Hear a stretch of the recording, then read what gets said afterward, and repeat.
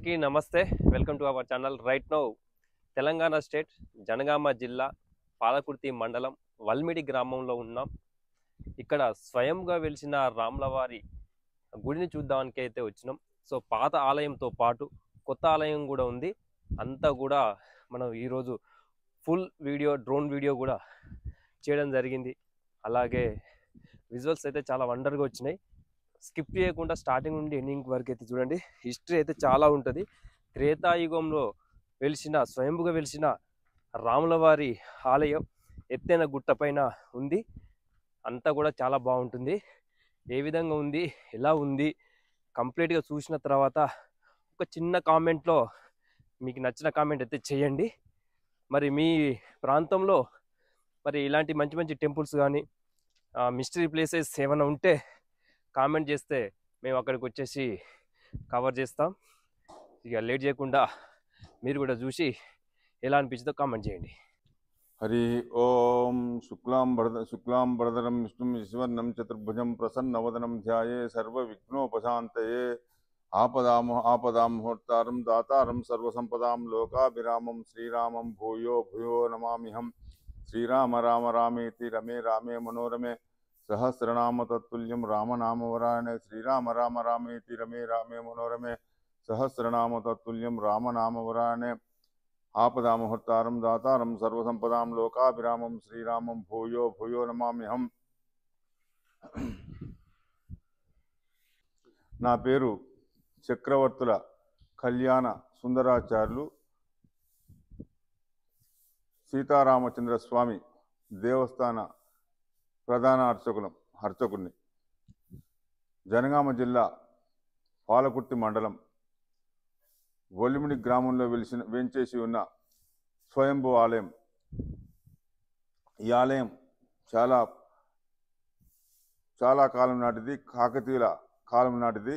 కొన్ని వేల సంవత్సరాల చరిత్ర గల ఈ వల్మిడి దేవస్థానం చాలా పేరు ప్రఖ్యాతులు గాంచింది.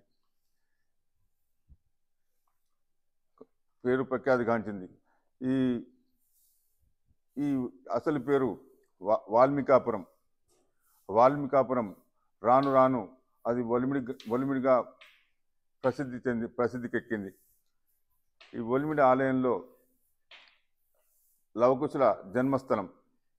వాల్మీకి రామాయణం రాసిండు. మునులు తపస్సు చేశారు. స్వయంభూ ఆలయం. పాలగుండం, జీడిగుండం అనేది 3 గుండాలు. మునుల గుండం అనేది పాలగుండంలో సీతారాముడు స్వయంగా వేంచేసి ఉన్నారు. అది ఆ పాలగుండాన్ని మూల విరాట్. అక్కడే పండిత ఆళ్వార్లు 12 మంది ఆళ్వార్లు వేంచేసి ఉన్నారు. ఇక్కడ భక్తులకు పూర్తి నమ్మకం, విశ్వాసం. పంట పైర్లు రోగాలు వస్తే ఆ గుండం నీళ్లు తీసుకుపోయి, పాలగుండం నీళ్లు తీసుకుపోయి పైర్ల మీద, పంటల మీద చల్లుకున్నారు ఇప్పటి వరకు. ఆ మునుల గుండంలో మునులు తపస్సు చేసి దానికి ఆ గుట్టకు మునుల గుట్ట అని పేరు వచ్చింది. వాల్మీకి నడయాడిన ఈ ప్రదేశం వాల్మీకి ఆశ్రమం. ఇక్కడ ప్రతి సంవత్సరం చైత్రశుద్ధ పంచమి మొదలు పౌర్ణమి వరకు 9 రోజులు బ్రహ్మోత్సవాలు మహావైభవపేతంగా జరుగుతాయి. సీతారామ కళ్యాణం నవమి నాడు కళ్యాణం మహా అద్భుతంగా 50-60 వేల మందితో ఈ ఆలయం కళ్యాణోత్సవం జరిపిస్తాం. ఇది చాలా 50 కోట్లతో ఈ ఆలయాన్ని అభివృద్ధి చేశారు. కానీ పూర్తి కాలేదు, ఇంకా కొన్ని పనులు ఉన్నాయి. ఇప్పుడు మునుల గుట్ట అనేది ఏ గుట్టని అంటారు? ఇప్పుడు రాములవారు ఉన్న గుట్టనా లేకుంటే పక్కన ఉన్న గుట్టనా మునుల గుట్ట. ఇప్పుడు ఇక్కడ 3 గుండాలు ఉన్నాయి అన్నారు కదా, ఎక్కడ ఉన్నాయి? ఒకటేమో మునుల గుండం. మునుల గుట్టకు ఒకటి మునుల గుండం ఉంది. ఆ మునులు తపస్సు చేసినారు. రాముల గుండం ఇక్కడ రాముల వారి గుండం దగ్గర ఉంది. ఈ కొత్త ఆలయం నిర్మించారు కదా, ఈ శివాలయం పక్కన పాలగుండం, దాన్నే రాముల వారి గుండం అంటారు. ఒకటి జీడిగుండం అన్నారు. జీడిగుండం గుట్ట వెనుకకుంటుంది. అక్కడ ఆంజనేయ స్వామి గుడి ఆంజనేయ స్వామి గుడి ఉంది. అయితే ఆ ముళ్ళ జీడిగుండంలో భక్తులు స్నానం చేసి వచ్చి ఆ తడి బట్టలతో వచ్చి ఈ పాలగుండంలో నీళ్లు సంప్రోక్షణ చేసుకుంటారు.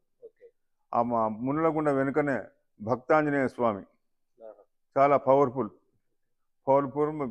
అందరి మొక్కులు ఏమైనా కోరికలు కావాలనుకుంటే బాగా అందరి కోరికలు నెరవేర్చే హనుమంతుడు ఉన్నాడు.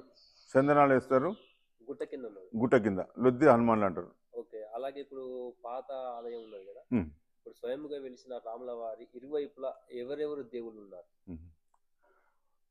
స్వయంగా వెలిసిన సీతారాముల ఆలయంలో పాలగుండంలో స్వయంగా సీతారామ లక్ష్మణ హనుమత్ సమేత శ్రీరామచంద్రుడు స్వయంగా వెలిసి ఉన్నారు.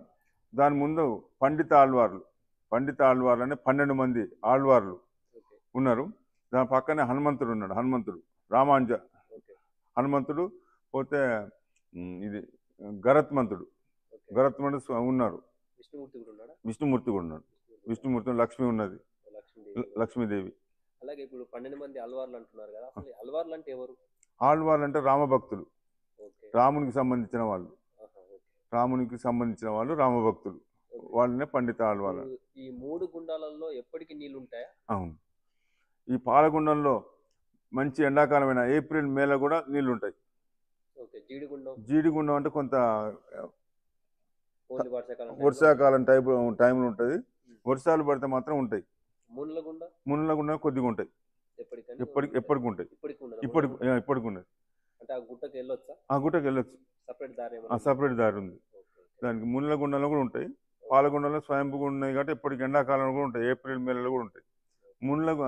ఈ జీడిగుండంలో ఒక్కోసారి వర్షాలు లేక నీళ్లు పడుతుంటారు, మోటార్ పైప్ లైన్ ఉత్సవాలప్పుడు ఈ గుండంలో పాలగుండంలో జీడిగుండంలో నీళ్లు మోటార్ ద్వారా పడుతుంటారు పైపుల ద్వారా.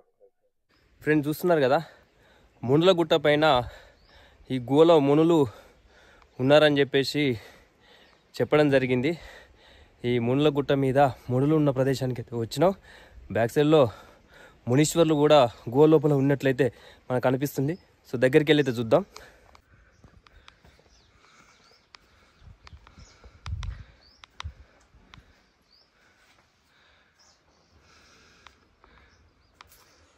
సో చూస్తున్నారు కదా, ఈ గుహ లోపలలోనే అప్పట్లో మునులు ఉండేవారంట. సో మరి ఇక్కడ ముని విగ్రహం కూడా ఉన్నాం.